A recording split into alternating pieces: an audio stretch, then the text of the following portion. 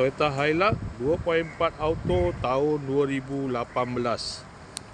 Kereta dah cantik, cat dah baru, condition semua okey lagi, tak ada masalah.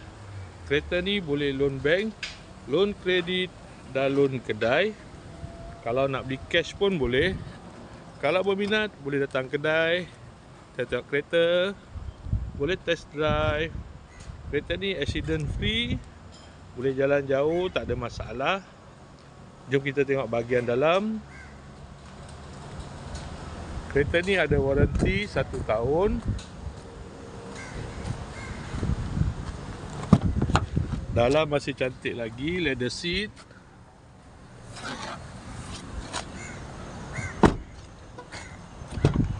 Kereta ni guna push start button. Aircon semua okey lagi, aircon sejuk.